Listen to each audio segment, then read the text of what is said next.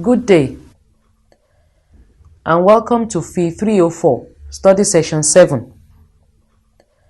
Karl Marx and Martin Heidegger on Technology. Introduction. In this study session, we will look at Marx's view on technology. We will also explore Heidegger's concept of technology. Learning outcomes. When you have studied this session, you should be able to discuss Marx's view of technology, discuss Heidegger's view of technology. Marx's view of technology. Marx has an ambiguous view of technology. He had both negative and positive views. His view at one point was positive, while later it changed and became negative. This is because the first sentence of Marx's paper, The Machine versus the Worker, expresses Marx's negative disposition towards technology. The instrument technology of labor strike down the laborer.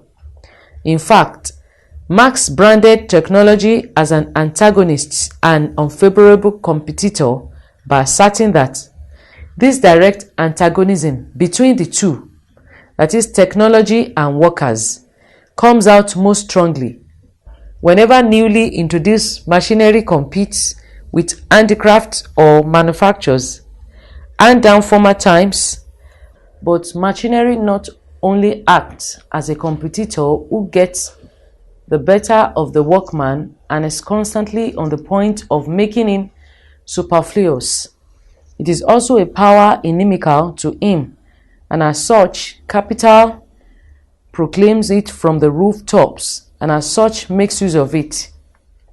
Marx was writing from the background of a German ideology where machines, like money, are seen as destructive forces of the mode of production.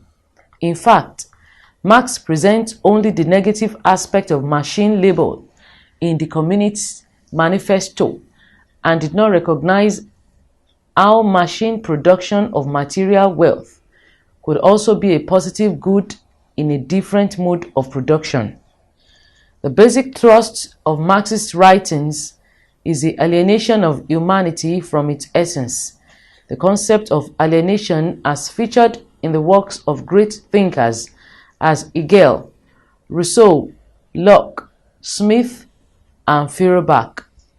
Marx adopts this concept and transformed it to the point that it became a ringing indictment not only of the forms of life produced by the capitalist world, but also of the forms of thoughts characteristic of the alienated worlds of both nascent and developed capitalism.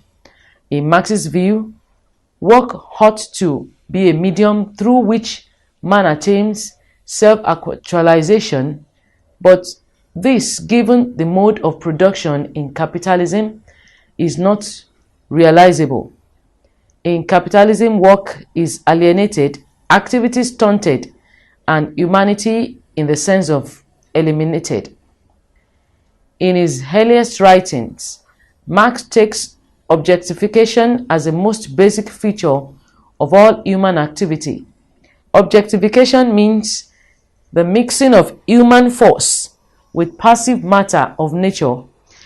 Marx believes that any individual who works on nature in this manner objectifies his or her essence, leaves his or her mark on nature.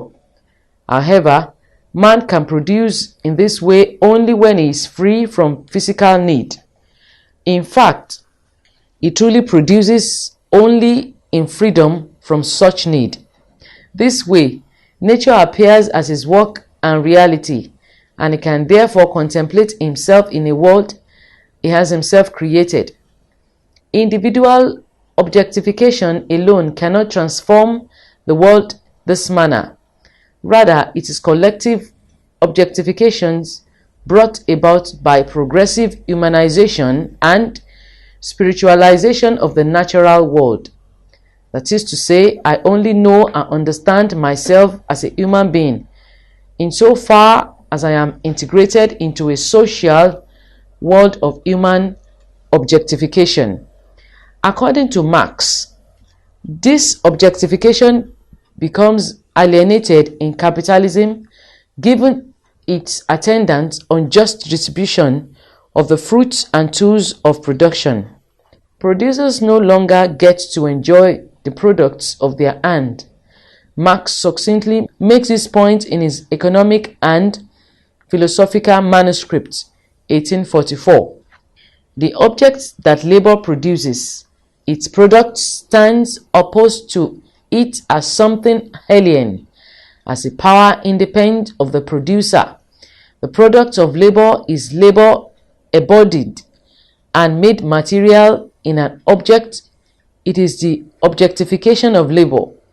In the sphere of political economy, this realization of labor appears as a loss of reality.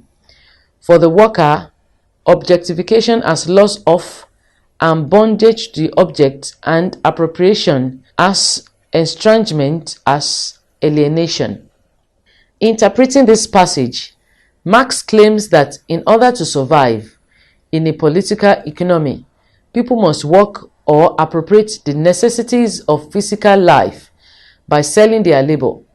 But instead of getting their produce in exchange for their labor, they get money which they exchange for other things. This way, the worker becomes alienated from his objectifying activity. Not only that the worker is not given a just equivalent for his or her objectifying labor, his or her activity is not undertaken in freedom from physical need, and as such the activity is not one of self-actualization. Thus, the worker is alienated from three things. 1. From the object produced. 2. From the means of production, for example, the tools and instruments through which production is carried out. And 3. From the process of objectification itself, because he or she finds that his or her practical life activity stunts, abuses, and undermines itself. Marx's account of alienation comprises 5 kinds of overlapping alienations: theological, political, psychological, economic, and technological. Each of these has a corresponding metaphysical object into which the human essence is alienated. For Marx, even though these objects are the creation of humans, they turn out to exert dominance on human beings as alien powers over which they, humans, have no control. These objects include God or gods, theological; the state, political; the ruling class, ideology, psychological; commodity, economic; and the industrial machine, technological. Combined, these structures alienate human beings from their essence, from their fellow human beings. Marx's idea of technological annihilation is captured in his machine fetishism. This is a situation where the practical activities of human beings are undertaken as labor by machines that they neither own nor understand. Such labor is characterized by the reduction of the worker to an extremely partial use of his or her faculties. In addition, it is characterized by the repetition of a single function for long periods. Beyond this, Marx sees technology as the most powerful weapon for repressing strikes and revolts of the working class against the autocracy of capital. Marx argues that the steam engine was from the very first an antagonist of human power, an antagonist that enabled the capitalists to tread underfoot the growing claims of the workmen, who threatened the newly born factory system with a crisis. The foregoing suggests that since only fewer workers will be required to operate given machines in a factory, mass revolts of workers will be meaningless, if not non-existent. Marx again writes, "The characteristic feature of our modern mechanical improvement is the introduction of the self-acting tool machinery.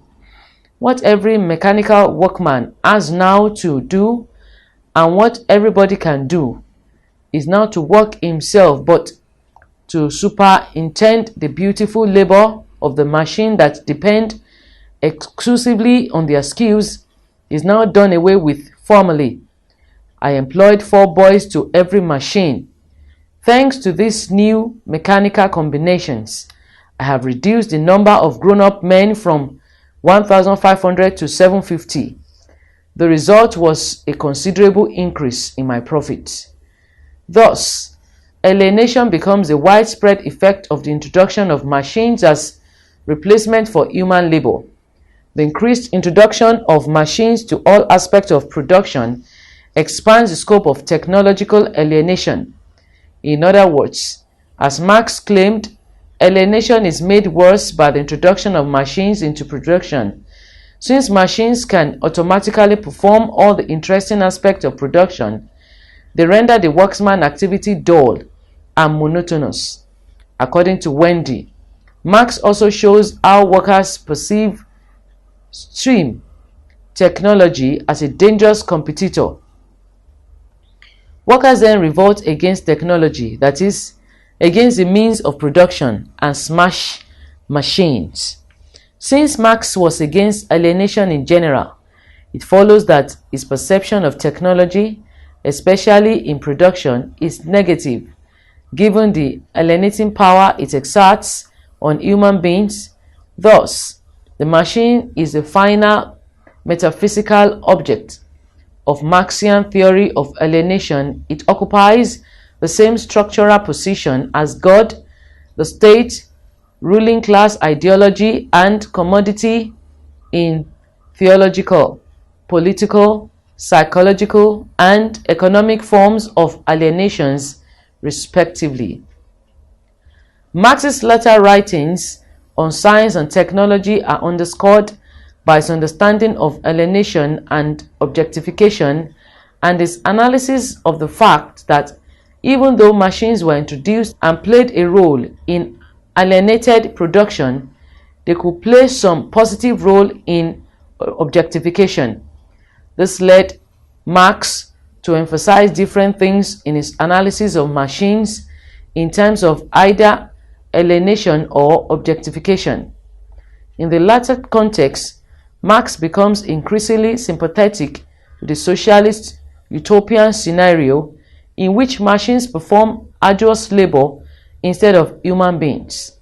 Therefore, we can say that Marx's disposition towards technology, that is machine fetishism, in terms of alienation is negative, while it is positive in terms of objectification, precisely in the areas of functions which humans cannot do or which is very difficult for them to do. Martin Heidegger on technology. Our society today is technology driven. Humanity is in danger of this trend because the world today only wants to hear of science and technology. Heidegger decries this trend and argues for a return to the original conception of techne, which safeguards humanity and art. According to him, everywhere we remain unfree and chained to technology, whether we passionately affirm or deny it, but we are delivered over to it in the worst possible way when we regard it as something neutral. For this conception of it, to which today we particularly like to do homage, makes us utterly blind to the essence of technology. Heidegger argues that the essence of technology is by no means anything technological, and until we understand them separately, we cannot adequately fathom the danger posed by technology. Heidegger essentially conceived technology as a human activity, a means to an end or an instrument of conquering nature. Even though this conception is correct to a large extent, Heidegger essentially conceives technology as a human activity, a means to an end or an instrument of conquering nature. Even though this conception is correct to a large extent, Heidegger asserts that it does not and cannot show us the essence of technology. Etymologically, Heidegger understands techne as bringing forth or revealing. That is, it is the name not only for the activities and skills of the craftsmen, but also for the arts of the mind and the fine arts. Techne belongs to bringing forth. Thus, techne as technology means to unravel the concealed, to reveal something originally covered or hidden. In Heidegger's words, technology is a mode of revealing. Technology comes to presence, west, in the realm where revealing and unconcealment take place, where aletheia, truth, happens. Heidegger noticed that what is troubling in this definition is that while it conveniently applies to the Greeks' conception of the technique of the handicraftsman, it does not fit modern machine-powered technology. This is what informs his questioning of technology. In Heidegger's opinion, modern technology is also a mode of revealing, but its revealing is one of challenging errors for them. By this challenge, modern technology unreasonably demands nature to supply energy that can be extracted, stored, and put to use at any time needed. For instance, when a portion of land is channeled into putting out coal, the earth reveals itself as a coal mining district, the soil as a mineral deposit. In the same way, nature can be challenged for air or to yield nitrogen, the earth to yield oil, oil to yield uranium, uranium to yield atomic energy, which can be released peacefully or destructively. Thus, modern technology is characterized by a challenging force, a challenge which unlocks the energy concealed in nature. What is unlocked is transformed, and what is transformed is stored up. What is stored up is in turn distributed, and what is distributed is switched about ever anew. Unlocking, transforming, storing, distributing, and switching about are ways of revealing. Heidegger calls this calling forth in order to gather, assemble, and order at will. Gesiel or enframing. According to him, modern physics is the herald of enframing because it has unconcealed what were originally concealed in nature. The essence of modern technology lies in enframing.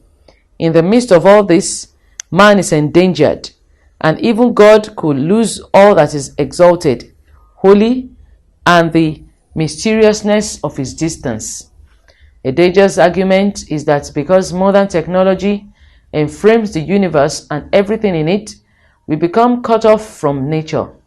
The craftsman's art technique is a bringing forth that works in partnership or cooperation with the nature of materials used in constructing artifacts such as a chair or a house. But modern technology is a challenging force which does not cooperate with nature but attempt to change it, to make it flexible and longer and lasting. For example, cloning or genetic engineering challenges the natural bounds of the body, creating an entirely new artifact with different characteristics. As Heidegger sees it, entirely inventions of man did not permanently impose a new form into nature. A carpenter only temporarily imposed the form of a chair into wood, because once the chair is put, that wood still maintains its natural characteristics to knot and decompose in the same manner as a fallen tree in the forest.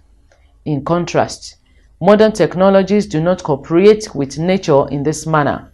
For instance, a nuclear engineer can manipulate the structure of nature's elements and come up with artificial elements such as plutonium is designed never to cooperate with nature by returning to the uranium from which it was made. Also, the genetically modified human is designed never to return to the natural characteristics of the material from which it was made, for example, a sick or weak body. Above all, modern technologies of this sort do not reveal nature, and since our society is filled with so much artificial and unrevealing artifacts, Heidegger argues that we are cut off from, become aware of, or forget the essence of nature. As he put it, enframing blocks the shining forth and holding sway of truth. There is no doubt that Heidegger has a strong case, but can we return to the pre-technological age in order to recapture our essence and that of nature? Some scholars believe that we cannot return to pre-technological age anymore. With technology, we have been able to surmount certain human sufferings brought about by nature. Hence, technology is a necessary evil which we have to accommodate human life. In what way is Heidegger's view different from that of Marx? Study session summary. In this study session, we discuss about both Marx's and Heidegger's view of technology. We speculated that Marx had a dual conceptualization of technology. He conceives it from both positive and negative dimensions. For Heidegger's, however, it was basically from a negative dimension, as he sees it as a necessary evil we have to put up with. We have come to the end of study session 7. Thanks for listening.